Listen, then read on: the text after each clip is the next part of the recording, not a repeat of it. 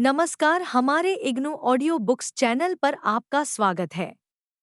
इंदिरा गांधी राष्ट्रीय मुक्त विश्वविद्यालय, school of tourism and hospitality service management, सॉट्जम। BA, vocational studies tourism management, BAVTM, CBCS। BTMC 132 प्रबंधन की बुनियादें। खंड 1 व्यावसायिक मूलभूत संकल्पनाएं, रूप तथा वित्त पोषण। इकाई 4 वित्त जुटाने के साधन। 4.0 उद्देश्य। इस इकाई के अध्ययन के पश्चात आप इस योग्य हो सकेंगे कि वित्त की आवश्यकता को स्पष्ट कर सकें। वित्तीय आवश्यकताएं किस किस प्रकार की होती हैं, उनका वर्गीकरण कर सकें। स्वामित्व पूंजी तथा ऋण पूंजी के अंतर को स्पष्ट कर सकें। पूंजी संरचना के सिद्धांत का वर्णन कर सकें तथा इसके निर्धारक तत्वों को समझ सकें। वित्त एकत्र करने के विभिन्न साधनों का वर्णन कर सकें तथा वित्त एकत्र करने के विभिन्न साधनों के लाभों तथा सीमाओं का मूल्यांकन कर सकें। 4. एक प्रस्तावना। पिछली इकाइयों में आपने व्यावसायिक गतिविधियों की प्रकृति, व्यवसाय के प्रकार जिसमें व्यक्तियों और व्यक्तियों के समूह तथा जिसमें व्यावसायिक गतिविधियां संगठित होती हैं, उसके विभिन्न रूपों के बारे में अध्ययन कर चुके हैं। आप जानते हैं कि व्यवसाय के विभिन्न कार्यकलापों के संचालन के लिए पर्याप्त पूंजी की आवश्यकता होती है और इसलिए किसी भी व्यावसायिक इकाई की स्थापना करने के लिए पूंजी जुटाना सबसे पहली आवश्यकता है। कोई भी व्यक्ति तब तक व्यवसाय प्रारंभ नहीं कर सकता जब तक कि व्यवसाय के विभिन्न कार्यकलापों के लिए पर्याप्त पूंजी उपलब्ध न हो। इस इकाई में आप अध्ययन करेंगे कि वित्त की आवश्यकता क्यों होती है तथा वित्त के स्रोत कौन कौन से हैं। व्यवसाय की पूंजी संबंधी आवश्यकताओं की पूर्ति करने के लिए वित्त जुटाने के साधनों के बारे में भी आप इस इकाई में जानकारी प्राप्त करेंगे। 4. 2 वित्त की आवश्यकता तथा महत्व। हम सब जानते हैं कि प्रत्येक व्यावसायिक कार्यकलाप के संचालन के लिए धन अथवा वित्त की आवश्यकता होती है। विनिर्माताओं को ही लीजिए। वस्तुओं के उत्पादन के लिए उनके पास स्थान होना चाहिए। उन्हें मशीनरी तथा कच्चे माल का क्रय करना होगा। श्रमिकों तथा प्रबंधकों की नियुक्ति करनी होगी। बिजली तथा जल आपूर्ति के लिए भुगतान करना होगा तथा वस्तुओं को ग्राहकों तक पहुंचाने के लिए अन्य व्यय करने होंगे। इस प्रकार व्यापारियों को लीजिए। उन्हें वस्तुओं का क्रय करना होगा तथा उनको रखने के लिए उनके पास गोदाम होना चाहिए। उन्हें वस्तुओं को ग्राहकों तक पहुंचाने के लिए अन्य व्यय करने होंगे। इस प्रकार व्यापारियों को लीजिए। उन्हें वस्तुओं का क्रय करना होगा तथा उनको रखने के लिए उनके पास गोदाम होना चाहिए। उन्हें वस्तुओं को ग्राहकों तक पहुंचाने के लिए व्यवस्था करनी होगी। उन्हें वस्तुओं को उतारने चढ़ाने के लिए, खाते रखने के लिए तथा बिलों की वसूली के लिए व्यक्तियों की नियुक्ति करनी होगी। एक अन्य उदाहरण वस्तु परिवहन व्यवसाय का लीजिए। परिवहनकर्ता को ट्रकों का क्रय करना होगा, चालकों तथा सहायकों की नियुक्ति करनी होगी, वाहनों की मरम्मत, डीजल, रखरखाव आदि से संबंधित व्यय करने होंगे तथा इसी प्रकार अन्य कार्य भी करने होंगे। ये सभी कार्य केवल वित्त की सहायता से ही संपन्न किए जा सकते हैं। इस प्रकार सभी प्रकार के व्यावसायिक कार्यकलापों के लिए धन की आवश्यकता होती है, चाहे वह विनिर्माण व्यवसाय हो, व्यापारिक व्यवसाय हो अथवा अन्य किसी प्रकार का व्यवसाय हो। यह सही है कि व्यवसाय द्वारा आय तभी अर्जित की जाती है जब वस्तुओं का विक्रय किया जाता है अथवा सेवाएं प्रदान की जाती हैं। लेकिन वस्तुओं का विक्रय बाद में होता है। वस्तुओं के विक्रय से पहले उनका उत्पादन अथवा क्रय होना चाहिए। अतः आय अर्जित करने से पहले वित्त की व्यवस्था करना आवश्यक होता है। कारखाने के निर्माण के लिए, मशीनरी तथा कच्चे माल के क्रय के लिए, व्यवसाय के कार्यालय हेतु स्थान किराए पर लेने के लिए धन की आवश्यकता होती है। अतः पर्याप्त वित्त जुटाए बिना कोई भी व्यक्ति व्यवसाय का संचालन नहीं कर सकता। यह सही है कि ऐसा भविष्य में आय अर्जित करने की आशा तथा इस मान्यता के आधार पर ही किया जाता है कि ग्राहक प्रस्तुत की गई वस्तुओं और सेवाओं का क्रय करेंगे। किसी भी व्यवसाय का संचालन करने के लिए वित्त के अतिरिक्त श्रम शक्ति, कच्चे माल, मशीनरी तथा प्रबंधन की आवश्यकता होती है। परंतु वित्त को व्यवसाय की अत्यंत महत्वपूर्ण आवश्यकता माना जा सकता है। श्रम शक्ति, कच्चा माल, मशीनरी तथा प्रबंधकों आदि को एकत्र करके व्यवसाय में तभी लगाया जा सकता है जबकि आपके पास पर्याप्त वित्त उपलब्ध हो। बहुत सी व्यावसायिक फर्मों केवल इसलिए असफल हो गईं क्योंकि उनके पास वित्त की कमी थी। आधुनिक युग में वित्त का महत्व दो कारणों से बढ़ गया है। एक, आजकल व्यावसायिक कार्यकलाप पहले की अपेक्षा काफी बड़े पैमाने पर किए जाते हैं। यदि प्रारंभ में व्यवसाय को छोटे पैमाने पर शुरू किया जाता है तो भी समय के साथ साथ इसका विस्तार हो जाता है। इस प्रकार उसके विस्तार के साथ साथ वित्त की आवश्यकता में भी वृद्धि होती है। 2. विनिर्माण प्रक्रियाएं पहले की अपेक्षा अधिक जटिल हो गई है। कारखाने में उत्पादन के लिए अधिक लागत वाली मशीनों, उपकरणों तथा औजारों की आवश्यकता होती है तथा अधिक व्यक्तियों को काम पर लगाना पड़ता है। सामग्री का क्रय तथा भंडारण भी बड़ी मात्रा में करना पड़ता है। उत्पादों का व्यापक विज्ञापन होना चाहिए। थोक व्यापारियों, अन्य व्यापारियों तथा विक्रेताओं के माध्यम से उत्पादों के वितरण की व्यवस्था की जानी चाहिए। इस प्रकार व्यवसाय के आकार तथा विस्तार में वृद्धि के साथ साथ तथा उत्पादन और व्यापार की जटिलता में वृद्धि के कारण वित्त की आवश्यकता में भी वृद्धि हुई है। किसी भी दूसरी तरफ हो सकता है कि किसी निश्चित अवधि में विक्रय से प्राप्त नकद रकम उस अवधि में किए गए व्यय की रकम के बराबर न हो। इसलिए जब भी वित्त की आवश्यकता हो तभी वह पर्याप्त मात्रा में उपलब्ध होना चाहिए। किस समय कितने वित्त की व्यवस्था करनी होगी इसका पूर्वानुमान करना कोई सरल कार्य नहीं है, क्योंकि समय के साथ साथ व्यवसाय की परिस्थितियों में भी परिवर्तन होता रहता है। 4.3 वित्तीय आवश्यकताओं के प्रकार। व्यापक रूप से व्यवसाय की वित्तीय आवश्यकता को वर्गीकृत करने के दो तरीके हैं। एक, स्थायित्व की मात्रा के आधार पर हम वित्तीय आवश्यकताओं को अ, स्थायी पूंजी, फिक्स्ड कैपिटल तथा ब, कार्यशील पूंजी, वर्किंग कैपिटल में वर्गीकृत कर सकते हैं। 2.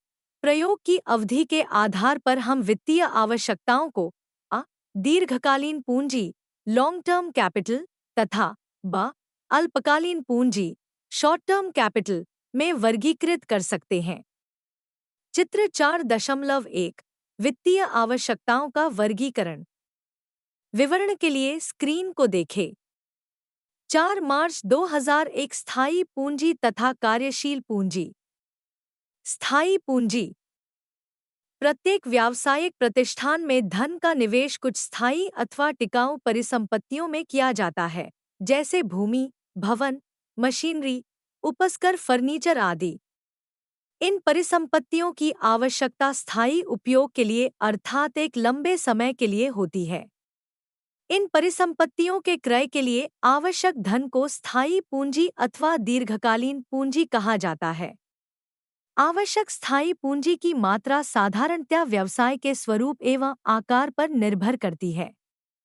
विनिर्माण कार्यकलापों के लिए, जो विशेषकर भारी इंजीनियरिंग, विद्युत उद्योग, परिवहन, जहाजरानी तथा जहाज निर्माण, विद्युत आपूर्ति, लौह इस्पात विनिर्माण, स्वचालित वाहन आदि उद्योगों में संलग्न है, संयंत्र एवं मशीनरी, उपकरण, कारखाने के भवन, भंडारगृहों आदि में अत्यधिक निवेश की आवश्यकता होती है।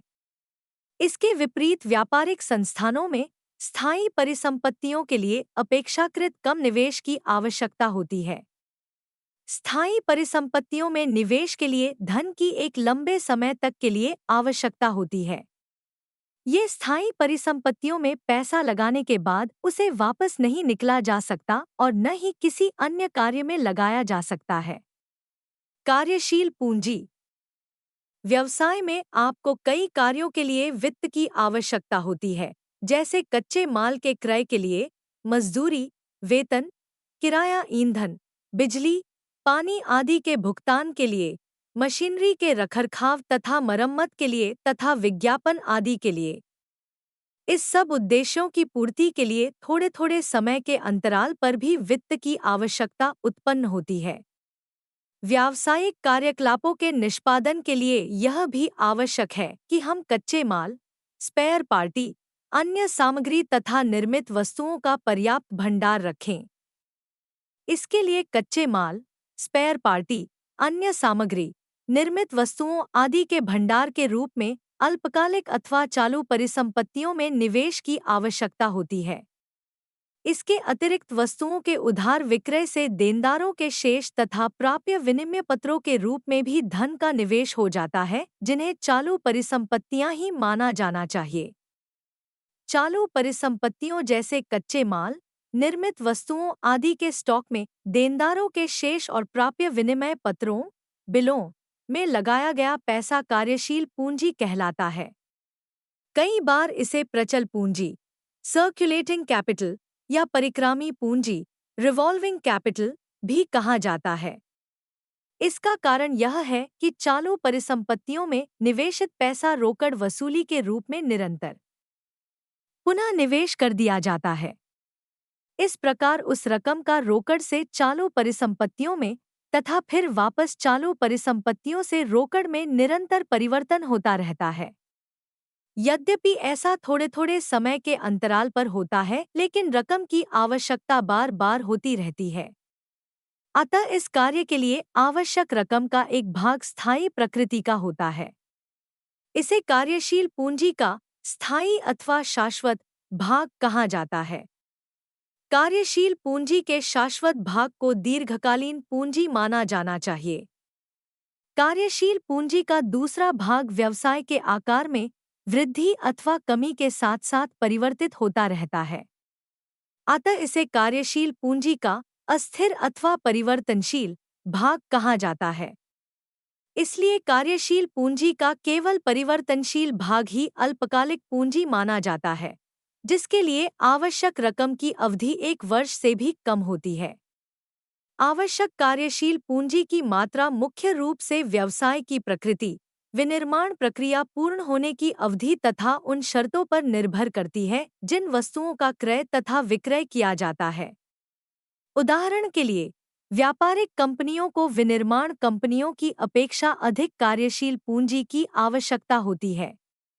ऐसा इसलिए होता है क्योंकि व्यापारिक व्यवसाय को बड़ी मात्रा में वस्तुओं का भंडार रखना पड़ता है तथा देनदारों के शेष भी अधिक होते हैं। निर्माण, कंस्ट्रक्शन कंपनियों को भी विनिर्माण, मैन्युफैक्चरिंग कंपनियों की अपेक्षा अधिक कार्यशील पूंजी की आवश्यकता होती है। इन दोनों के व्यवसायों में चालू परिसंपत्तियों का मूल्य कुल परिसंपत्तियों के मूल्य का लगभग 80 से 90% तक होता है। होटलों और जलपान गृहों के लिए चालू परिसंपत्तियों में अपेक्षाकृत कम निवेश की आवश्यकता होती है क्योंकि उनमें अधिकतर नकद विक्रय होता है तथा देनदारों के शेष की रकम भी बहुत कम होती है।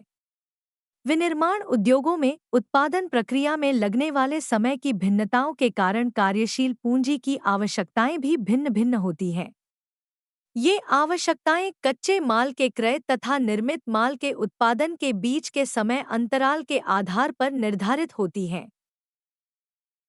प्रक्रिया की अवधि जितनी लंबी होगी, कार्यशील पूंजी की आवश्यकता भी उतनी ही अधिक होगी। उदाहरण के लिए, चावल मिल अथवा सूत काटने की मिल अथवा इस्पात बनाने की मिल की अपेक्षा एक भारी इंजीनियरी उद्योग को अधिक कार्यशील पूंजी की आवश्यकता होती है। एक और कारण जिसके आधार पर कार्यशील पूंजी की मात्रा का निर्धारण होता है, वह ग्राहकों को दिए जाने वाले उधार की शर्तों से संबंधित है। उदाहरण के लिए, एक कंपनी अपने ग्राहकों को केवल 51 दिन की साख पर माल उधार बेचती है, जबकि दूसरी कंपनी 90 दिन की साख पर माल उधार बेच सकती है। एक कंपनी इतनी उदार हो सकती है कि वह अपने सभी ग्राहकों को साख संबंधी सुविधाएं प्रदान कर देती है, जबकि उसी व्यवसाय में लगी एक दूसरी कंपनी केवल कुछ चुने हुए विश्वसनीय ग्राहकों को ही साख संबंधी सुविधाएं प्रदान करती है। यह स्वाभाविक है कि यदि साख की अवधि लंबी है तथा सभी ग्राहकों को साख संबंधी सुविधाएं प्रदान की जाती हैं, तो अधिक कार्यशील पूंजी की आवश्यकता होगी। इन दोनों ही अवस्थाओं में देनदारों के शेष भी अधिक होंगे, जिनके लिए कार्यशील पूंजी की आवश्यकता भी अधिक होगी। दूसरी ओर यदि माल की आपूर्ति साख की अनुकूल शर्तों पर उपलब्ध हो जाती है, अर्थात उनके लिए भुगतान लंबे समय के अंतराल पर किया जा सकता है, तो कार्यशील पूंजी की आवश्यकता भी उसी के अनुसार कम होगी।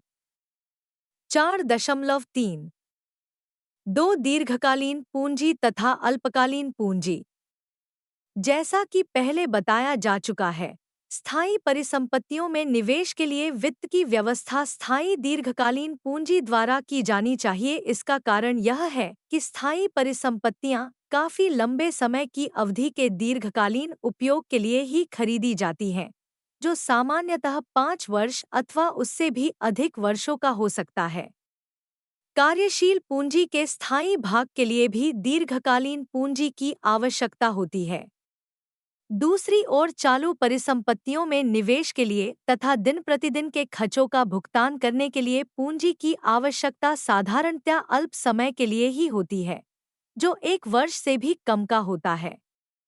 इसका कारण यह है कि कच्चे माल का उपयोग तथा निर्मित वस्तुओं का विक्रय साधारणतया 1 वर्ष के भीतर ही कर लिया जाता है तथा ग्राहकों से प्राप्य रकम भी साधारणतया 3 से 6 महीनों के भीतर ही कर ली जाती है। दीर्घकालीन पूंजी तथा अल्पकालीन पूंजी में मुख्य अंतर यह है कि दीर्घकालीन पूंजी की आवश्यकता एक लंबी अवधि के लिए होती है, जो 5 वर्ष अथवा इससे भी अधिक वर्षों की हो सकती है, जबकि अल्पकालीन पूंजी की आवश्यकता थोड़े समय के लिए होती है, जो 1 वर्ष से भी कम का होता है। पूंजी की इन आवश्यकताओं के अतिरिक्त भी व्यावसायिक संस्थाओं को 2 से 5 वर्षों की अवधि के लिए धन की आवश्यक होती है, जिसे मध्यकालीन पूंजी मीडियम टर्म कैपिटल कहा जाता है। मध्यकालीन पूंजी की आवश्यकता कुछ निश्चित कार्यकलापों के लिए होती है, जैसे भवन का नवीनीकरण, मशीनरी का आधुनिकीकरण, विज्ञापन पर भारी व्यय आदि। 4.4 पूंजी संरचना कैपिटल स्ट्रक्चर। दीर्घकालीन तथा अल्पकालीन पूंजी की आवश्यकताओं की पूर्ति के लिए किया गया धन स्वामित्व पूंजी अथवा ऋण पूंजी का रूप ले सकता है। पूंजी संरचना का अध्ययन करने से पहले हम इन दो शब्दों का अर्थ भलीभांति समझ लें। 4.4 एक स्वामित्व पूंजी। किसी व्यवसाय में व्यवसाय के स्वामियों द्वारा निवेशित पूंजी को स्वामित्व पूंजी ओनरशिप कैपिटल कहा जाता है। व्यवसाय के स्वामियों को उनके द्वारा किए गए निवेश के आधार पर ही व्यवसाय का लाभ प्राप्त करने का अधिकार होता है। एकल स्वामित्व व्यवसाय में साधारणतया एकल स्वामी अपनी बचत से ही पूंजी का निवेश करता है। साझेदारी व्यवसाय में साझेदारों की आपसी सहमति के आधार पर प्रत्येक साझेदार पूंजी की राशि लाता है। कंपनियों शेयरों के निर्गमन द्वारा पूंजी प्राप्त करती हैं। जो निदेशक किसी कंपनी की शेयर पूंजी में अंशदान करते हैं, वे अपनी शेयर धारिता शेयर होल्डिंग के बल पर उस कंपनी के स्वामी भी बन जाते हैं। शेयर होल्डर कंपनी द्वारा अर्जित किए गए लाभांशों में से ही लाभांश डिविडेंड प्राप्त करने के अधिकारी होते हैं। जब तक कंपनी को लाभ नहीं होता तब तक स्वामी अपने निवेश पर प्रतिफल प्राप्त करने का दावा नहीं कर सकते। स्वामियों के निवेश पर प्रतिफल की दर अर्जित लाभ की मात्रा पर निर्भर करती है। यह दर ऊंची भी हो सकती है और नीची भी। यदि कंपनी को कोई लाभ नहीं होता तो स्वामियों को भी कोई लाभांश नहीं दिया जाता। इस प्रकार नुकसान तथा प्रतिफल की कम दर का जोखिम स्वामित्व पूंजी के साथ जुड़ा हुआ होता है। इसीलिए इसे जोखिम पूंजी भी कहा जाता है। स्वामित्व पूंजी का उपयोग स्थायी परिसंपत्तियों तथा चालू परिसंपत्तियों दोनों में ही निरंतर निवेश के लिए किया जा सकता है। स्वामित्व पूंजी का उपयोग साधारणतया स्थायी पूंजी अथवा दीर्घकालीन पूंजी के रूप में किया जाता है। जोखिम वहनकर्ता के रूप में स्वामियों को यह आश्वासन नहीं होता कि उन्हें निवेश पर पर्याप्त प्रतिफल प्राप्त होगा अथवा नहीं। लेकिन यदि व्यवसाय सफल हो जाता है तो उन्हें बहुत अधिक प्रतिफल प्राप्त होता है। इसके अतिरिक्त स्वामियों को व्यवसाय के प्रबंधन में भी भाग लेने का अधिकार होता है। एकल स्वामित्व को व्यवसाय में स्वयं स्वामी तथा साझेदार व्यवसाय के संचालन में सक्रिय भूमिका निभाते हैं। कंपनियों के शेयरहोल्डर प्रत्यक्ष रूप से व्यवसाय का प्रबंधन नहीं करते। वे निदेशक मंडल के सदस्यों का चुनाव करते हैं, जो शेयरहोल्डर की ओर से कंपनी का प्रबंध करते हैं। 4 अप्रैल 2002 ऋण पूंजी। कई बार व्यवसाय की वित्तीय आवश्यकताओं की पूर्ति ऋण प्राप्त करके की जाती है। ऋणों पर एक निश्चित दर से कुछ समय के अंतराल पर नियमित रूप से ब्याज देना पड़ता है, जैसे वार्षिक अथवा अर्धवार्षिक। व्यवसाय की तरफ से इसके लिए भी वचनबद्धता होती है कि मूल रकम नियत समय पर लौटा दी जाएगी। इस प्रकार यदि 10, 15 अथवा 20 वर्षों के लिए ऋण लिया जाता है तो इसका भुगतान उस अवधि की समाप्ति पर अथवा ऋण की शर्तों में उल्लिखित अंतराल के पश्चात करना होगा। ऋण पर ब्याज एक स्थायी व्यय है तथा इसका भुगतान तो करना ही पड़ता है, चाहे आय हुई हो अथवा नहीं। इस प्रकार धन उधार लेने से ब्याज का भुगतान करना तथा देय होने पर मूल रकम का भुगतान करना एक स्थायी रूप से उत्तरदायित्व बन जाता है। धन अल्पकालीन तथा दीर्घकालीन दोनों ही उद्देश्यों के लिए अर्थात स्थायी परिसंपत्तियों तथा चालू परिसंपत्तियां दोनों में ही निवेश के लिए उधार लिया जा सकता है। एकल स्वामित्व व्यवसाय में स्वामी व्यक्तिगत जमानत पर अथवा वर्तमान परिसंपत्तियों की जमानत पर धन उधार ले सकता है। साझेदारी संगठन साझेदारों की व्यक्तिगत जमानत पर ऋण ले सकता है, जिससे साझेदार संयुक्त रूप से तथा व्यक्तिगत रूप से उत्तरदायी बन जाते हैं। कंपनियां भी ऋणपत्र, डिबेंचर्स या बॉन्ड निर्गमित करे अथवा प्रत्यक्ष रूप से ऋण प्राप्त करके धन उधार ले सकती हैं। यदि व्यवसाय की आय स्थिर है तथा देनदारों से नियमित रूप से रोकड़ प्राप्त कर ली जाती है तो ऋण प्राप्त करना कठिन नहीं होता। लेकिन यदि परिस्थितियां ऐसी हैं कि जब ब्याज देय होता है तब उसका भुगतान करना संभव नहीं हो पाता तो इसके गंभीर परिणाम हो सकते हैं। इससे साख क्षमता की हानि होती है, अर्थात संभव है कि माल के विक्रेता और अधिक उधार माल देने के लिए तैयार न हो तथा और ऋण भी प्राप्त न हो। इससे भी अधिक गंभीर बात यह हो सकती है कि ऋणदाता तथा लेनदार देय रकम की प्राप्ति के लिए कानूनी कार्रवाई शुरू कर दे। इसलिए ब्याज चुकाने तथा मूल रकम को समय पर लौटाने के उत्तरदायित्व को पूरा करने की क्षमता के बिन धन उधार लेना वांछनीय नहीं होता। लेकिन व्यावसायिक कार्यकलापों में निवेश के लिए ऋण द्वारा धन जुटाने के लिए कुछ लाभ भी हैं। यदि व्यवसाय लाभप्रद है तो ब्याज एक स्थायी व्यय होने के कारण स्वामियों के पर में निवेश पर प्रतिफल काफी अधिक होगा। मान लीजिए कि व्यवसाय में कुल निवेश 1 लाख रुपए है, जिसमें से 40,000 रुपए स्वामियों द्वारा दिए गए हैं तथा शेष 60,000 रुपए ऋण द्वारा प्राप्त किए गए हैं, जिस पर 15% वार्षिक की दर से ब्याज देना है। वर्ष के दौरान 30,000 रुपए का लाभ अर्जित किया गया। देय ब्याज की कुल रकम 9,000 रु होगी। इसलिए ब्याज के भुगतान के पश्चात लाभ की रकम 21,000 रु होगी। मान लीजिए कि लाभ पर 50% की दर से कर चुकाया जाता है, अतः देय कर की रकम 10,500 रु होगी। स्वामी की पूंजी पर प्रतिफल कितना होगा? 40,000 रु की स्वामी की पूंजी पर प्रतिफल होगा 10,500 रु, अर्थात प्रतिफल की दर 26-25% होगी। यदि स्वामियों ने 1 लाख रु का निवेश किया होता तथा कोई ऋण नहीं लिया होता तब भी क्या प्रतिफल की दर इतनी ही होती? स्पष्टतः नहीं। आइए हम इसकी जांच करें।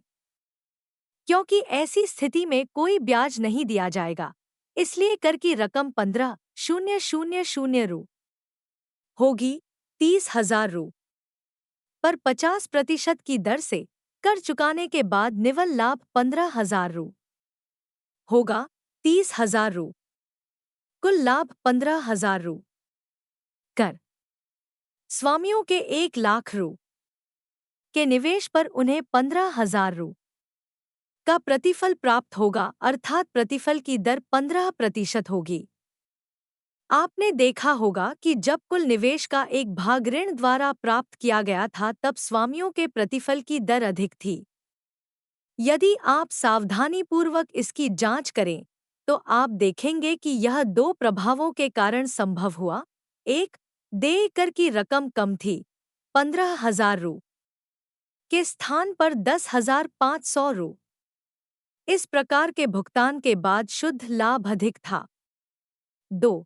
ब्याज के भुगतान की रकम निश्चित थी, इस प्रकार ऋणों से व्यवसाय के विस्तार में तो सहायता मिली, किंतु इसके लिए ऋणदाताओं को ब्याज के अतिरिक्त कुछ भी अधिक भुगतान नहीं करना पड़ा। लाभ का शेष भाग पूर्णतः स्वामियों के लिए बच गया। स्वामियों के निवेश पर प्रतिफल की एक ऊंची दर का लाभ प्राप्त करने के लिए ऋण पूंजी के उपयोग को इक्विटी पर व्यापार, ट्रेडिंग ऑन इक्विटी, कहा जाता है। 4 अप्रैल 2003 पूंजी संरचना किसे कहते हैं?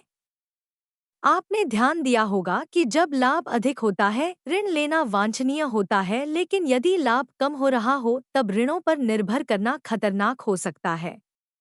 अतः प्रश्न यह उठता है कि ऐसी अवस्था में व्यावसायिक कार्यकलापों के लिए ऋण की मात्रा कितनी होनी चाहिए?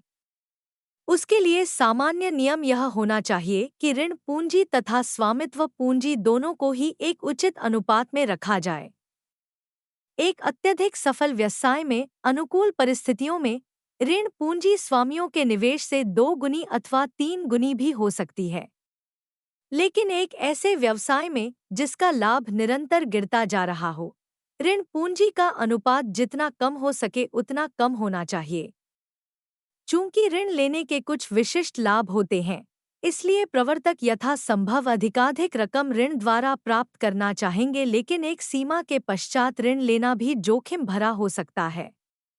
इसका कारण यह है कि आय में अस्थिरता और उपलब्ध रोकड़ की अपर्याप्तता के कारण एक ऐसी स्थिति उत्पन्न हो सकती है कि व्यवसाय के लिए ब्याज चुकाना तथा ऋण की मूल रकम लौटाना भी संभव न हो।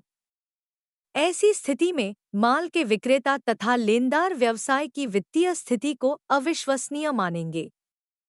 हो सकता है कि वे व्यवसाय को माल उधार देना ही बंद कर दें तथा ऐसी अत्यंत विषम परिस्थिति में व्यवसाय दिवालिया भी हो सकता है। यह खतरा मूलतः आय अथवा लाभ की पर्याप्तता पर विचार किए बिना ही व्यवसाय द्वारा ऋण पूंजी पर किए जाने वाले स्थायी भुगतानों का उत्तरदायित्व ले लेने के कारण तथा उपलब्ध रोकड़ की कमी के कारण उत्पन्न होता है। कुल पूंजी में उस पूंजी का अनुपात जिस पर स्थायी ब्याज देना होता है, पूंजी का मिलान में है, कैपिटल गियरिंग कहलाता है। इस प्रकार यदि ऋण पूंजी का अनुपात स्वामित्व पूंजी की अपेक्षा काफी अधिक है तो इसे पूंजी का उच्च मिलान, हाई गियरिंग, कहा जाता है।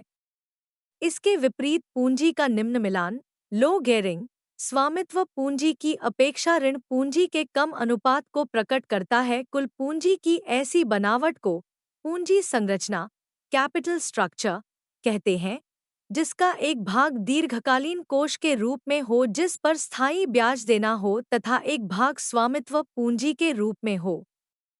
इस प्रकार पूंजी संरचना से तात्पर्य उस अनुपात से होता है जिसमें कुल वित्तीय आवश्यकताओं की पूर्ति के लिए दीर्घकालीन वित्त के विभिन्न साधनों का उपयोग किया जाता है, जैसे ऋणपत्र एवं दीर्घकालीन ऋण, पूर्वाधिकार शेयर पूंजी और इक्विटी पूंजी, जिसमें आरक्षित कोष तथा अधिशेष भी शामिल होते हैं। 4. 5 पूंजी जुटाने के साधन। आप समझ गए हैं कि विभिन्न कारणों, उद्देश्यों तथा कार्यकलापों के लिए बहुत अल्पकाल से लेकर काफी लंबे समय तक की अवधि के लिए वित्त की आवश्यकता होती है। वित्तीय आवश्यकताओं की कुल रकम व्यवसाय के आकार एवं स्वरूप पर निर्भर करती है। धन एकत्र करने का क्षेत्र उन स्रोतों पर निर्भर करता है जिनसे वह उपलब्ध हो सकता है। एकल स्वामित्व संगठन के स्वामी के लिए वित्त एकत्र करने के साधन बहुत सीमित होते हैं। वह अपने व्यवसाय के लिए निम्नलिखित साधनों में से किसी भी साधन से वित्त प्राप्त कर सकता है। स्वयं की बचत का निवेश, मित्रों तथा संबंधियों से ऋण, वाणिज्यिक बैंकों से अग्रिम रकम की व्यवस्था, वित्त कंपनियों से ऋण। साझेदारी फर्मों को भी वित्त प्राप्त करने के यही साधन उपलब्ध होते हैं। इन दोनों प्रकार के व्यावसायिक संगठनों में दीर्घकालीन पूंजी साधारणतया इनके मालिकों द्वारा अर्थात एकल स्वामी अथवा साझेदारी द्वारा जुटाई जाती है। स्थायी पूंजी भी स्वामियों की व्यक्तिगत जमानत पर मित्रों तथा संबंधियों से ऋण के रूप में प्राप्त की जा सकती है। साधारणतया अल्पकालीन कार्यशील पूंजी से संबंधित आवश्यकताएं आंशिक रूप से व्यापारिक लेनदारों, माल तथा वस्तुओं के विक्रेताओं तथा वित्तीय कंपनियों के ऋण प्राप्त करके पूरी की जाती हैं। दीर्घकालीन तथा अल्पकालीन दोनों प्रकार के वित्त प्राप्त करने का एक अन्य साधन है समय पर अर्जित किए गए लाभ का पुनर्निवेश। कंपनियों के पास वित्त एकत्रित करने के कई साधन होते हैं। दीर्घकालीन तथा मध्यकालीन पूंजी एकत्र करने के लिए कंपनियों के पास निम्नलिखित विकल्प उपलब्ध होते हैं। 1. शेयरों का निर्गमन। 2. ऋण पत्रों का निर्गमन। 3. वित्तीय संस्थाओं से ऋण। 4. वाणिज्यिक बैंकों से ऋण। 5. सार्वजनिक निक्षेप। 6. लाभों का संचय। अल्पकालीन पूंजी प्राप्त करने के लिए निम्न साधनों का उपयोग किया जा सकता है। 1. व्यापारिक साख। 2. आढ़त के कार्य। 3. विनिमय पत्र। 4. बैंक ओवरड्राफ्ट तथा उधार। 5. सार्वजनिक निक्षेप। व्यावसायिक मूलभूत संकल्पनाएं। वित्त एकत्र करने के लिए कंपनियों द्वारा उपयोग में लाए जाने वाले विभिन्न साधनों के लिए रूप तथा वित्तपोषण चित्र 4.2 को देखिए। विवरण के लिए स्क्रीन को देखें। 4 मई 2001 शेयरों का निर्गमन, इशू ऑफ शेयर्स। कंपनियों के पास दीर्घकालीन पूंजी प्राप्त करने का सबसे महत्वपूर्ण साधन शेयरों का निर्गमन करना है। शेयर दो प्रकार के होते हैं, आय इक्विटी शेयर, इक्विटी शेयर्स तथा 2 पूर्वाधिकार शेयर, प्रेफरेंस शेयर्स। शेयरों के संबंध में शेयरधारियों का दायित्व शेयर के अंकित मूल्य तक सीमित होता है तथा ये शेयर आसानी से हस्तांतरणीय भी होते हैं। इन्हीं कारण से निवेशक शेयरों में अपनी पूंजी लगाना अधिक पसंद करते हैं। इसके अतिरिक्त निर्गमित शेयरों का अंकित मूल्य भी साधारणतया कम होता है, जैसे प्रति शेयर 10 रु अथवा 100 रु। इस प्रकार शेयरों में निवेश करना साधारण लोगों की पहुंच में होता है। जैसा कि आप जानते हैं कि निजी कंपनी अपनी शेयर पूंजी में अंशदान के लिए जन साधारण को आमंत्रित नहीं कर सकती। ये कंपनियां कुछ सीमित व्यक्तियों को ही शेयर निर्गमित कर सकती हैं, जिनकी संख्या 50 से अधिक नहीं होनी चाहिए। निजी कंपनियों के शेयर स्वतंत्र रूप से हस्तांतरणीय भी नहीं होते, लेकिन सार्वजनिक सीमित दायित्व वाली कंपनियों के लिए ऐसे प्रतिबंध नहीं होते। Equity share. स्वामित्व पूंजी एकत्र करने के लिए इक्विटी शेयर निर्गमित करने के कई लाभ होते हैं। इन शेयरों पर दिए जाने वाले लाभांश की दर उपलब्ध लाभों पर तथा संचालकों के विवेक पर निर्भर करती है, इसलिए कंपनी पर कोई स्थायी बोझ नहीं होता। लाभ वाले वर्षों में शेयर होल्डर लाभांश की ऊंची दर की आशा करते हैं, लेकिन साथ ही वे कंपनी की आय की अनिश्चितता से संबंधित जोखिम भी उठाते हैं। इस प्रकार इन शेयरों में निर्गमन से जोखिम पूंजी उपलब्ध होती है।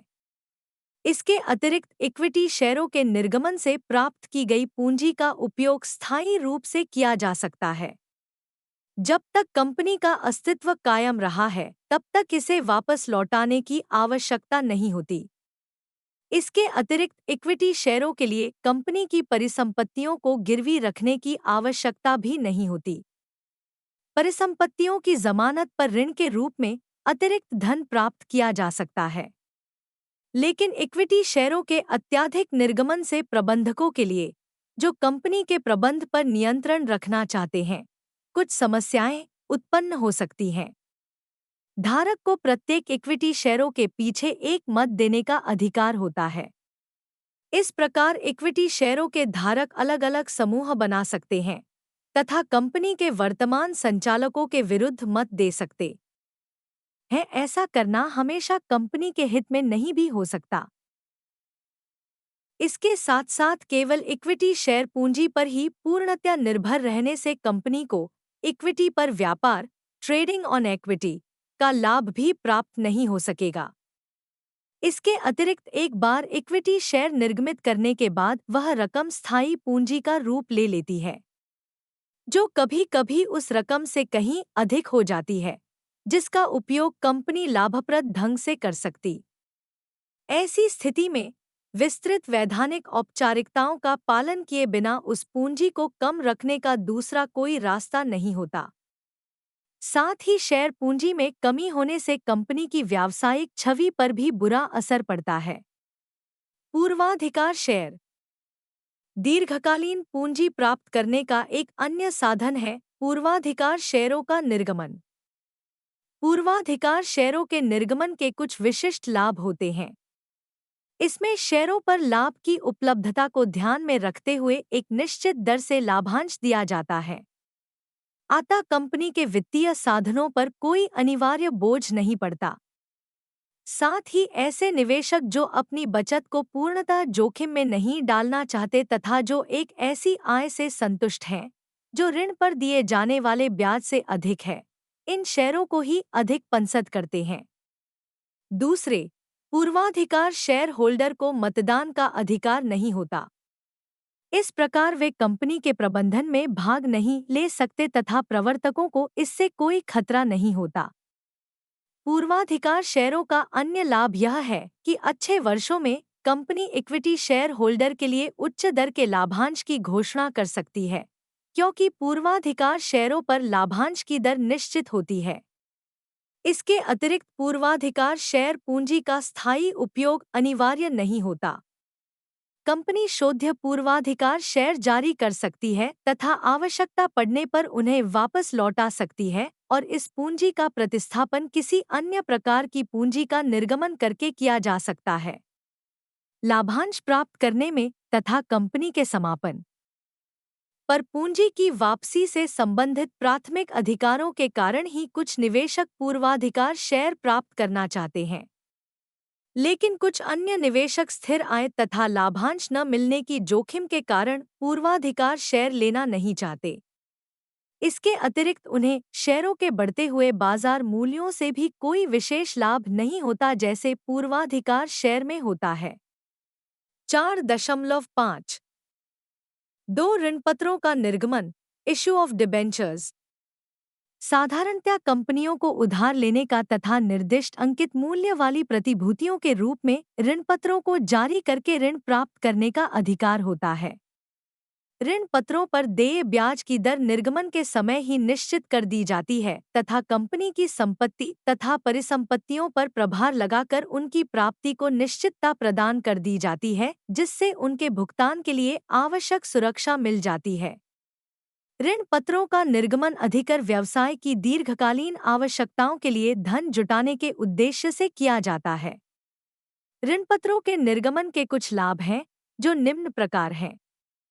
आय, ऋण पत्रों पर ब्याज की दर निश्चित होने के कारण स्थिर आय वाली कंपनियां इक्विटी पर व्यापार के द्वारा इक्विटी पूंजी पर अधिक आय प्राप्त कर सकती हैं। 2. ब्याज की दर शेयर पर प्रत्याशित आय की दर साधारणतया कम होती है। इसका कारण यह है कि ऋणपत्रधारियों को कोई जोखिम नहीं उठाना पड़ता। 3. ऋणपत्रधारियों को मतदान का अधिकार नहीं आता। इसलिए कंपनी के प्रबंधन पर जो प्रवर्तकों अथवा वर्तमान संचालकों द्वारा किया जाता है, कोई प्रभाव नहीं पड़ता। लेकिन यदि कंपनी की आय अनिश्चित है अथवा उसका पहले से अनुमान नहीं लगाया जा सकता तो ब्याज के भुगतान तथा मूल रकम की वापसी के निश्चित उत्तरदायित्वों के कारण ऋणपत्रों के निर्गमन से कुछ गंभीर समस्याएं उत्पन्न हो सकती हैं। यदि कंपनी को लाभ नहीं होता तब भी वह ब्याज चुकाने के लिए बाध्य होती है। यदि ब्याज के भुगतान में अथवा मूल रकम की वापसी में कोई चूक हो जाती है तो न्यायालय के आदेश द्वारा परिसंपत्तियों को कुर्क किया जा सकता है। व्यापारिक कंपनियों के पास साधारण रूप से अधिक स्थायी परिसंपत्तियां नहीं होती, इसलिए वे ऋणपत्रों के निर्गमन के लिए जमानत नहीं दे सकती। यहाँ तक कि विनिर्माण की कंपनियां भी अपनी संपत्तियों और परिसंपत्तियों के अनुपात में ही ऋण ले सकती हैं। 4.5 3 वित्तीय संस्थाओं से ऋण, लोन फ्रॉम फाइनेंशियल इंस्टीट्यूशंस। कंपनियां अपने दीर्घकालीन तथा मध्यकालीन ऋण वित्तीय संस्थाओं जैसे भारतीय औद्योगिक वित्त निगम, भारतीय औद्योगिक साख एवं निवेश निगम, राज्य स्तर के औद्योगिक विकास निगमों आदि से प्राप्त कर सकती हैं। इकाई 6 में आप वित्तीय संस्थाओं के बारे में विस्तृत जानकारी प्राप्त करेंगे। ये वित्तीय संस्थाएं अनुमोदित योजनाओं या परियोजनाओं के लिए अधिक 25 वर्ष तक की अवधि के ऋण प्रदान करती हैं। ऐसे ऋणों को जिन्हें स्वीकृत होना है उन्हें कंपनी की संपत्ति को गिरवी रखकर अथवा कंपनी के माल, शेयर, सोना आदि को बंधक बनाकर अथवा रहन रखकर सुरक्षा का आवरण अवश्य प्राप्त होना चाहिए। साधारणतः ये वित्तीय संस्थाएं कंपनी के कार्य संपादन पर कुछ नियंत्रण प्राप्त करने के लिए 1 या 2 निदेशक, डायरेक्टर, नियुक्ति करती हैं। ये मनोनीत निदेशक मंडल को ऐसे निर्णय लेने से रोक सकते हैं जो उधार देने वाली संस्था के हित में न हो। ऋण समझौते में एक उल्लिखित अवधि के पश्चात ऋणों को इक्विटी पूंजी में परिवर्तित करने की व्यवस्था की जा सकती है, यदि उधार देने वाली संस्था इस प्रकार का निर्णय लेती है। वित्त प्राप्त करने के इस साधन का सबसे महत्वपूर्ण लाभ यह है कि इस पर देय ब्याज की दर बाजार की ब्याज की दर से कम होती है। लेकिन ऋण की स्वीकृति से पहले निवेश परियोजना की सूक्ष्म छानबीन की जाती है। उन कंपनियों को प्राथमिकता दी जाती है जिनकी परियोजनाएं 5 वर्षीय योजना में दी गई औद्योगिक विकास की प्राथमिकताओं के अनुरूप होती हैं। परियोजना की संभावित लाभार्जन क्षमता का तथा कंपनी की ब्याज चुकाने एवं ऋण वापसी संबंध उत्तरदायित्वों को निभाने की योग्यता का बड़ी सूक्ष्मता से मूल्यांकन किया जाता है। साथ ही कंपनियों को कई वैधानिक एवं तकनीकी औपचारिकताओं को भी पूरा करना पड़ता है। इस प्रकार वित्तीय संस्थाओं से ऋण प्राप्त करने संबंधी समझौते की प्रक्रिया में बहुत अधिक समय लग जाता है। 4.5 4 वाणिज्यिक बैंकों से ऋण, लोन फ्रॉम कमर्शियल बैंक्स। कंपनियां अपनी संपत्तियों तथा परिसंपत्तियों की जमानत पर वाणिज्यिक बैंकों से मध्यकालीन ऋण प्राप्त कर सकती है। इस प्रकार परिसंपत्तियों के आधुनिकीकरण तथा नवीनीकरण के लिए बैंकों से आवश्यक धन प्राप्त किया जा सकता है। यदि बैंक कंपनी की आय अर्जित करने की क्षमता से तथा पर्याप्त रोकड़ प्रवाह उत्पन्न करने की योग्यता से संतुष्ट हो जाता है तो साधारणतः औद्योगिक परिसंपत्तियों के मूल्य के 50 से 75% तक के बराबर का ऋण स्वीकृत कर दिया जाता है। बैंक कंपनी के प्रबंध में हस्तक्षेप में नहीं करता। वित्त प्राप्त करने के इस साधन में परिसंपत्तियों को गिरवी रखने के अलावा किसी अन्य वैधानिक औपचारिकता को पूरा करने की आवश्यकता नहीं होती। इसके अतिरिक्त ऋण को किश्तों में वापस लौटाया जा सकता है तथा इस सीमा तक ब्याज की बचत की जा सकती है। कंपनी के निदेशकों की व्यक्तिगत जमानत पर भी बैंकों से अल्पकालीन ऋण भी प्राप्त किए जा सकते हैं। ऐसे ऋणों को बेजमानती उधार, क्लीन एडवांसेस कहा जाता है। 4.5 सार्वजनिक निक्षेप, पब्लिक डिपॉजिट। कंपनियां प्रायः शेयर होल्डरों, कर्मचारियों और जन साधारण को अपनी बचत को कंपनी के पास जमा कराने के लिए आमंत्रित करके धन एकत्र करना सुविधाजनक तथा आवश्यक समझती है। कंपनी अधिनियम कंपनियों को एक बार में 3 वर्ष तक के लिए ऐसे जमा प्राप्त करने की अनुमति देता है। इस प्रकार कंपनियां अपनी अल्पकालीन तथा मध्यकालीन वित्तीय आवश्यकताओं को पूरा करने के लिए सार्वजनिक निक्षेप स्वीकार कर सकती हैं। यह वित्त प्राप्त करने का एक बहुत ही आसान तरीका है, जिसके लिए कंपनी को कंपनी अधिनियम द्वारा निर्धारित की गई विधि के अनुसार अपनी वित्तीय स्थिति का विवरण देते हुए समाचार पत्रों में केवल विज्ञापन देना होता है। इस प्रकार के निक्षेप प्राप्त करने के लिए परिसंपत्तियों अथवा अन्य प्रतिभूतियों को गिरवी रखकर सुरक्षा आवरण देने की आवश्यकता नहीं होती। इसके अतिरिक्त इस प्रकार के निक्षेप बैंक में कराई गई जमा पर दी जाने वाली ब्याज दर की अपेक्षा ऊंची ब्याज दर का प्रलोभन देकर प्राप्त किए जा सकते हैं। लेकिन कंपनियों को सार्वजनिक निक्षेप से असीमित धनराशि प्राप्त करने की अनुमति नहीं है। 4.5 6 लाभों का संचय, रिटेंशन ऑफ प्रॉफिट्स। लाभप्रद कंपनियां साधारणतया लाभों की समस्त राशि का लाभांश के रूप में वितरण नहीं करती। लाभों का एक निश्चित भाग रिजर्व में रख दिया जाता है तथा इसका उपयोग अतिरिक्त पूंजी के रूप में किया जाता है। इस प्रकार किसी कंपनी की वित्तीय आवश्यकताओं की पूर्ति वार्षिक लाभों के एक भाग का संचय करके भी की जा सकती है। इसे लाभों का पुनर्निवेश, रीइन्वेस्टमेंट ऑफ प्रॉफिट्स और प्लाउइंग बैक ऑफ प्रॉफिट्स माना जा सकता है। चूंकि संचित लाभ पर वास्तव में कंपनी के शेयर होल्डरों का ही हक होता है, अतः इन्हें पूंजी का ही एक भाग माना जाता है तथा इनका उपयोग कंपनी की दीर्घकालीन, मध्यकालीन तथा अल्पकालीन आवश्यकताओं को पूरा करने के लिए किया जा सकता है। इसका प्रमुख लाभ यह है कि इसके लिए किसी वैधानिक औपचारिकता को पूरा करने की आवश्यकता नहीं होती और न ही कंपनी को पूंजी प्राप्त करने के लिए बाहर के निवेशकों पर आश्रित रहना पड़ता है। लाभों का संचय एक प्रकार के व्यवसाय का स्वयं वित्तपोषण, सेल्फ फाइनेंसिंग होता है। लेकिन केवल चालू लाभप्रद कंपनियां ही वित्त जुटाने के इस साधन का उपयोग कर सकती है। लाभप्रद कंपनियों को वर्तमान लाभ की 10% तक ही राशि के बराबर की रकम के अंतरण की विधिक रूप से अनुमति होती है। कोई भी कंपनी की 10% से अधिक राशि भी संचित कोषों को स्थानांतरित कर सकती है, यदि ऐसी कंपनी कंपनी अधिनियम के अंतर्गत निर्धारित नियमों में दी गई कुछ शर्तों को पूरा करती है। संक्षेप में पिछले वर्षों में वितरित किए गए लाभांश के अनुरूप लाभांश की एक न्यूनतम दर की घोषणा करने के बाद ही वर्तमान लाभों की 10% से अधिक राशि का संचय किया जा सकता है। 4 मई 2007 व्यापारिक साख, ट्रेड क्रेडिट। जिस प्रकार कंपनियां वस्तुओं का उधार विक्रय करती हैं, उसी प्रकार वे विक्रेताओं से कच्चे माल, यंत्रों के हिस्से, सामग्री तथा फालतू पुर्जे आदि का उधार क्रय भी करती हैं। इसलिए व्यापारिक लेनदारों को देय अदत्त राशि तथा उधार क्रय से संबंधित देय विनिमय पत्र भी वित्त प्राप्त करने के स्रोत माने जाते हैं। माल के विक्रेता साधारणतया 6 महीने तक की अवधि की साख स्वीकृत करते हैं तथा इस प्रकार वे कंपनी को अल्पकालीन वित्त प्रदान करते हैं। इस प्रकार के वित्त की उपलब्धता व्यवसाय के परिणाम से घनिष्ठ रूप से संबंधित होती है।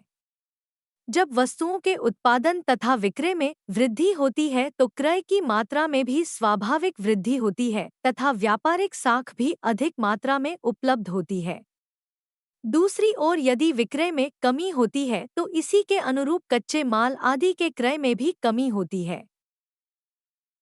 इस प्रकार लेनदारों के शेष, देय खाते तथा देय विनिमय पत्र दोनों ही सामग्री एवं निर्मित वस्तुओं के स्टॉक तथा देनदारों जैसी चालू परिसंपत्तियों के लिए वित्त प्राप्त करने में कंपनियों की सहायता करते हैं।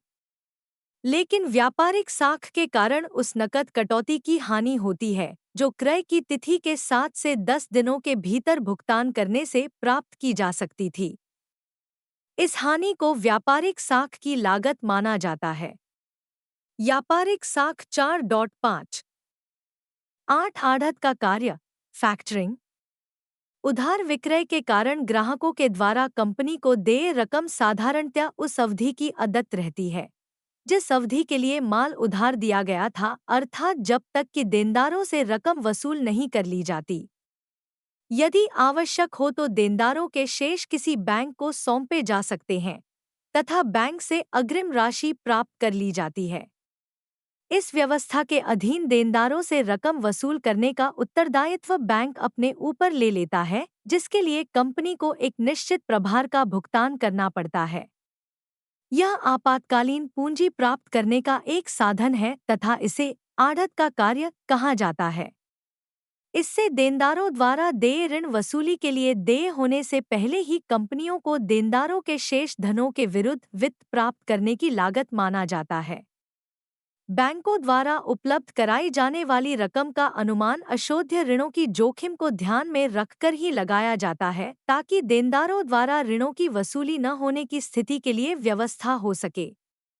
आढ़त के कार्य का एक दोष यह है कि उन ग्राहकों को जो वास्तव में कठिनाई में है, भुगतान देर से करने की सुविधा अब प्राप्त नहीं होती, जो उन्हें इस व्यवस्था की अनुपस्थिति में कंपनी से प्राप्त हो सकती थी। 4.5 9 विनिमय पत्रों को बट्टे पर भुनाना, discounting of bill of exchange. अल्पकालीन वित्त प्राप्त करने के लिए कंपनियों द्वारा इस साधन का उपयोग व्यापक रूप से किया जाता है। जब वस्तुओं का उधार विक्रय किया जाता है तो साधारणतया वस्तुओं के क्रेताओं की स्वीकृति के लिए विनिमय पत्र 3 अथवा 6 महीनों के बाद देय होते हैं। इन विनिमय पत्रों को कंपनियां मियाद पूरी होने की तिथि तक अपने पास रखने के स्थान पर उन्हें वाणिज्य बैंकों से बट पर भुनाना अधिक पसंद करती हैं, जिसके लिए उन्हें एक प्रभार देना पड़ता है, जिसे बैंक बट्टा कहा जाता है। ये विनिमय पत्र बैंक के पक्ष में पृष्ठांकित किए जाते हैं, ताकि परिपक्व होने पर बैंक संबंधित पक्षों से रकम वसूल कर सके। बट्टे की रकम विनिमय पत्रों को भुनाते समय ही इन पत्रों के मूल्य में से घटा दी जाती है। बैंकों द्वारा लगाए जाने वाले बट्टे की दर समय समय पर भारतीय रिजर्व बैंक द्वारा निर्धारित की जाती है। वास्तव में यह विनिमय पत्रों को बट्टे पर भुनाने की तिथि से लेकर इनके परिपक्व होने की तिथि तक ही अवधि के ब्याज के बराबर होती है। यदि परिपक्व होने पर कोई विनिमय पत्र अस्वीकृत हो जाता है तो बैंक इसे कंपनी को वापस लौटा देता है तथा कंपनी बैंक को उस राशि का भुगतान करने के लिए उत्तरदायी हो जाता है। बैंक द्वारा लगाया जाने वाला बट्टा ही वित्त प्राप्त करने के इस प्रकार के साधन की लागत होता है। 4.5 10 ओवरड्राफ्ट तथा cash credit, overdraft and cash credit. वाणिज्य बैंकों के कैश क्रेडिट तथा ओवरड्राफ्ट की व्यवस्था करनी अल्पकालीन वित्तीय आवश्यकताओं को पूरा करने के लिए कंपनियों द्वारा उपयोग में लाया जाने वाला एक सामान्य तरीका है। कैश क्रेडिट, नकद साख से अभिप्राय ऐसी व्यवस्था से है जिसके अनुसार वाणिज्य बैंक निर्धारित सीमा के अंदर, जिसे कैश क्रेडिट की सीमा कहा जाता है, समय समय पर अग्रिम के रूप में पैसा निकालने की अनुमति देते हैं। ऐसी सुविधा वस्तुओं के स्टॉक की जमानत पर अथवा ऐसे प्रतिज्ञापत्रों की जमानत पर प्रपत्रों पर किसी दूसरे व्यक्ति के हस्ताक्षर भी होते हैं, अथवा अन्य क्रय विक्रय योग्य लेख पत्रों जैसे सरकारी बॉन्ड आदि की जमानत पर दी जाती है। कंपनी को स्वीकृत सीमा के अंदर समय समय पर आवश्यक रकम निकालने की अनुमति होती है। जमानत के मूल्य के आधार पर नकद साख की सीमा भी संशोधित की जा सकती है। निकाली गई रकम जब भी संभव हो तब लौटाई जा सकती है। ब्याज जमा से अधिक निकाली गई रकम पर लगाया जाता है। ओवरड्राफ्ट बैंक साथ एक ऐसी अस्थायी व्यवस्था है जो कंपनी को एक निश्चित सीमा तक अपने चालू खाते में उपलब्ध रकम से अधिक रकम निकलवाने की अनुमति देती है। कैश क्रेडिट की तरह ही ओवरड्राफ्ट सुविधा भी जमानत के आधार पर दी जा सकती है। ब्याज वास्तव में निकाली गई अधिक रकम पर ही लगाया जाता है। कैश क्रेडिट तथा ओवरड्राफ्ट पर लगाई जाने वाली ब्याज की दर बैंक जमा पर दी जाने वाली ब्याज की दर से अधिक होती है। लेकिन वित्त प्राप्त करने के इस साधन के अंतर्गत बदलती हुई आवश्यकताओं के अनुसार अल्पकालीन कार्यों के लिए धन निकलवाने की सुविधा प्राप्त होती है। 4.6 सारांश। प्रत्येक व्यावसायिक फर्म को अपने कार्यकलापों के लिए धन अथवा वित्त की आवश्यकता होती है। आधुनिक युग में वित्त का महत्व 2 कारणों से बढ़ गया है: आय आजकल व्यावसायिक कार्यकलाप पहले की अपेक्षा बड़े पैमाने पर किए जाते हैं तथा विनिर्माण प्रक्रियाएं पहले की अपेक्षा अधिक जटिल हो गई हैं। व्यापक रूप से व्यवसाय की वित्तीय आवश्यकताएं दो प्रकार की होती हैं: आय, स्थायी पूंजी तथा कार्यशील पूंजी। स्थायी परिसंपत्तियों के क्रय के लिए आवश्यक वित्त को स्थायी पूंजी अथवा दीर्घकालीन पूंजी कहा जाता है। चालू परिसंपत्तियों में निवेश के लिए आवश्यक वित्त को कार्यशील पूंजी अथवा प्रचल पूंजी कहा जाता है। साधारणतया व्यवसाय की प्रकृति तथा व्यावसायिक इकाई का आकार इस बात का निर्धारण करते हैं कि व्यवसाय में कितनी स्थायी पूंजी की आवश्यकता होगी। दूसरी ओर कार्यशील पूंजी की मात्रा व्यवसाय की प्रकृति, विनिर्माण प्रक्रिया पूर्ण होने की अवधि तथा उन शर्तों पर निर्भर करती है जिन पर वस्तुओं का क्रय तथा माल का विक्रय किया जाता है। व्यवसाय की वित्तीय आवश्यकताओं को पूरा करने के लिए जुटाए गए वित्त को स्वामित्व पूंजी तथा ऋण पूंजी के रूप में विभाजित किया जा सकता है। व्यवसाय में स्वामियों, मालिकों, साझेदारों अथवा शेयर होल्डरों द्वारा लगाई गई पूंजी को स्वामित्व पूंजी कहा जाता है। ऋण पूंजी प्रत्यक्ष ऋणों द्वारा अथवा किसी कंपनी के लिए ऋणपत्रों अथवा बॉन्डों के निर्गमन द्वारा प्राप्त की जा सकती है। कंपनियों द्वारा स्वामित्व पूंजी शेयरों के निर्गमन से प्राप्त की जाती है। ऋण पूंजी का उपयोग बहुधा स्वामियों के निवेश पर प्रतिफल की ऊंची दर का लाभ प्राप्त करने के लिए किया जाता है। इसे इक्विटी पर व्यापार कहा जाता है। पूंजी संरचना से तात्पर्य उस सापेक्ष अनुपात से होता है जिसमें कुल आवश्यकताओं को पूरा करने के लिए दीर्घकालीन वित्त के विभिन्न साधनों का उपयोग किया जाता है। कुल पूंजी में उस पूंजी के अनुपात को पूंजी का मिलान कहा जाता है जिस पर स्थायी ब्याज दिया जाता है। दीर्घकालीन वित्त तथा अल्पकालीन वित्त में प्रमुख अंतर यह है कि दीर्घकालीन वित्त की आवश्यकता एक लंबी अवधि अर्थात 5 वर्ष अथवा उससे भी अधिक अवधि तक के लिए होती है, जबकि अल्पकालीन वित्त की आवश्यकता थोड़े समय के लिए अर्थात 1 वर्ष से भी कम समय के लिए होती है। 2 से 5 वर्षों तक की अवधि के लिए आवश्यक वित्त को मध्यकालीन वित्त कहा जाता है। एकल स्वामित्व संगठनों तथा साझेदारों फर्मों के पास व्यवसाय के लिए वित्त के सीमित साधन होते हैं। वे वित्त प्राप्त करने के लिए निम्नलिखित साधनों में से किसी एक अथवा अधिक साधनों का उपयोग कर सकते हैं: स्वयं की बचतों का निवेश, मित्रों तथा संबंधियों से ऋण, वाणिज्य बैंकों से अग्रिम तथा वित्तीय कंपनियों से ऋण।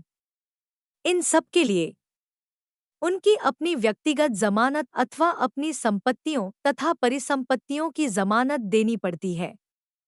कोई कंपनी दीर्घकालीन तथा मध्यकालीन वित्त की आवश्यकताओं को पूरा करने के लिए निम्नलिखित साधनों में से किसी एक अथवा अधिक साधनों का प्रयोग कर सकती है: शेयरों का निर्गमन, ऋणपत्रों का निर्गमन, वित्तीय संस्थाओं से ऋण, वाणिज्य बैंकों से ऋण, सार्वजनिक निक्षेप तथा लाभों का संचय।